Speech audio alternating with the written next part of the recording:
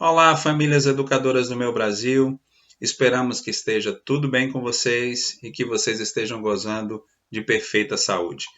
O motivo deste vídeo, desta comunicação, é esclarecer algumas questões que vieram à tona diante da situação que estamos vivendo hoje no mundo por conta da pandemia causada pelo Covid-19, o vírus mais conhecido como coronavírus. Como todos vocês sabem, o isolamento social, as restrições que foram impetradas a nós pelas autoridades, reduziram a nossa mobilidade a zero ou a quase zero. Eu, por exemplo, estou fora do meu estado, da minha cidade e impedido de voltar à minha residência por enquanto, por conta do fechamento e das restrições das rodovias e das divisas dos estados. Enfim, é uma situação que afeta a todos nós e o próprio Ministério da Educação, há alguns dias atrás, suspendeu as aulas e todos os estudantes de educação escolar também estão, por assim dizer, estudando em casa. E temos sido questionados por famílias educadoras de todo o Brasil sobre a nossa posição, qual a posição da ANED diante de uma polêmica que surgiu nas redes sociais nos últimos dias. Eu vou explicar que polêmica é essa. De um lado, algumas pessoas e famílias afirmam de forma categórica que este seria o melhor momento para aprovarmos uma lei que regulamente, que reconheça a educação domiciliar em nosso país. E que essa é a nossa grande chance, então, a nossa janela de oportunidade, pois, afinal de contas, todos os estudantes da educação básica brasileira estariam, entre aspas, em homeschooling.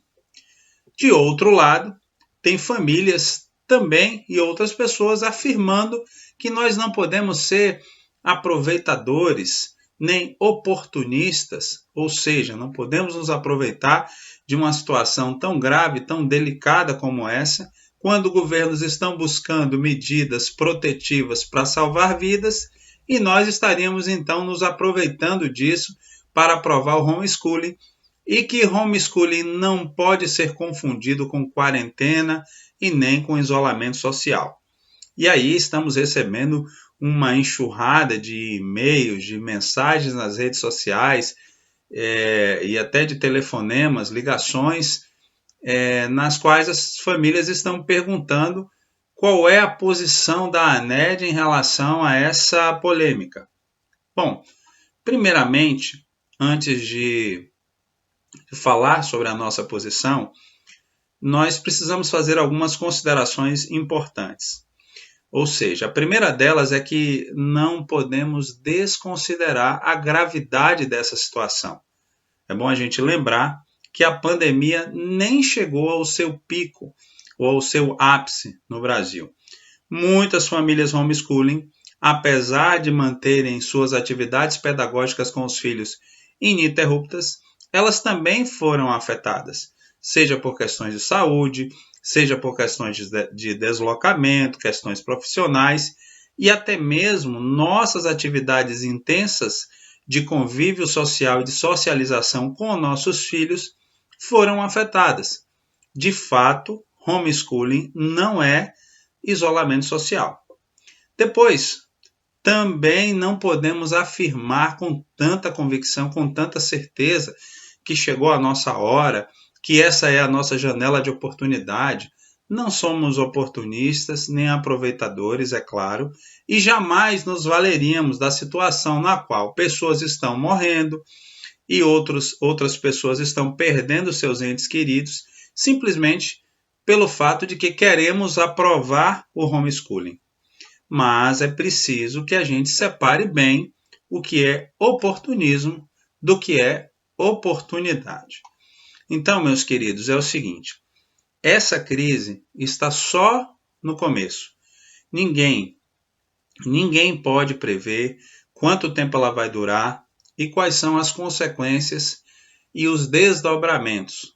Talvez muito entusiasmo e muita impulsividade agora também pode significar muita frustração lá na frente.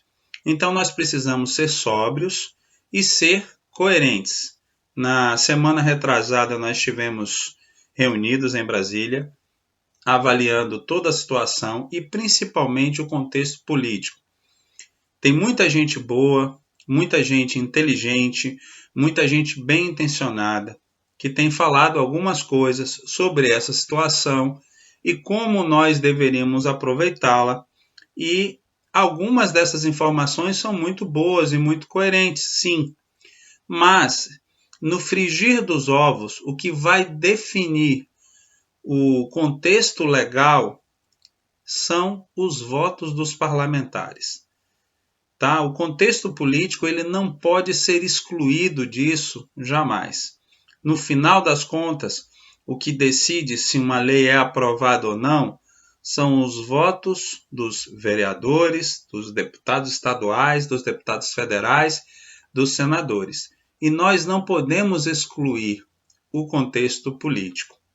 Em resumo, queremos dizer-lhes que nós estamos atentos, nós estamos avaliando toda a situação, mas nós cremos que ainda é cedo para assumirmos qualquer posição.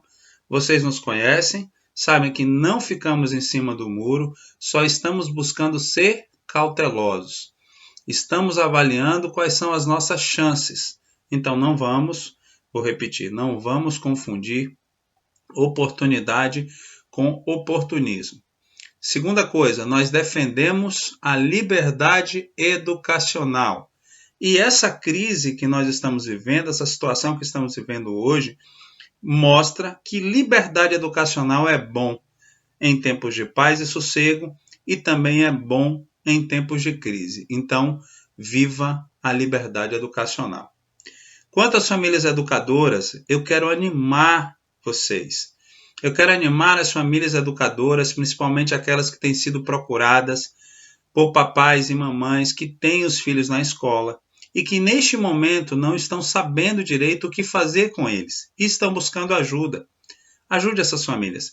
Você que tem experiência, não se furte de ajudar essas famílias. Compartilhe suas experiências. Essa é uma excelente oportunidade de você mostrar que educar fora da escola é perfeitamente viável e possível. E que esses pais podem e devem cooperar, devem participar ativamente do processo educacional dos filhos. E você que tem filhos na escola, que está me assistindo agora, e que você está meio perdido, sem saber o que fazer com os filhos em casa, principalmente do ponto de vista pedagógico, eu quero dizer a você que você se despreocupe, que seus filhos não vão ficar atrasados, nem ter perdas educacionais por causa desse tempo, mas eu quero lhe dar uma dica preciosa. Aproveite esse tempo com leitura. Leitura é uma das coisas mais maravilhosas que existem no processo educacional. Trabalhe leitura com seus filhos. Leia para eles, leia com eles. Você pode também buscar, principalmente aqueles que têm filhos pequenos, brincadeiras, jogos educativos, trabalhe raciocínio lógico. Tem uma mãe educadora, a Flávia, lá do interior da Bahia, que é uma das nossas representantes. Ela fez um trabalho genial, ela listou uma série de sites, de blogs, de páginas de redes sociais, de editoras, de recursos de atividades, de plataformas, algumas delas inclusive com conteúdo gratuito disponibilizado para você. A Flávia listou isso tudo num site chamado familiaqueeduca.com. Não se preocupem em anotar, porque a gente vai deixar aqui na descrição do vídeo o link para você acessar. E lá você vai ter uma série de opções para poder utilizar-se daqueles recursos com os seus filhos em casa.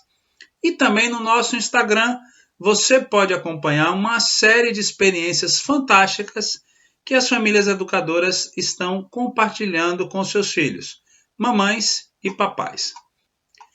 Então, famílias educadoras do meu Brasil, vamos seguir confiantes, vamos evitar o extremo, vamos evitar os conflitos, vamos buscar o equilíbrio. Nós estamos aqui, como escoteiros, sempre alerta, com vírus ou sem vírus, com crise ou sem crise.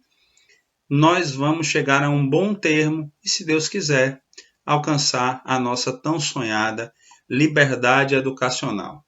Um terno abraço para vocês, fiquem com Deus, aproveitem bastante esse tempo com seus filhos, especialmente os papais que passam mais tempo fora de casa trabalhando. Aproveitem o tempo com seus filhos. A gente vai se ver em breve. Se cuidem, saúde e que Deus abençoe a todos. Tchau.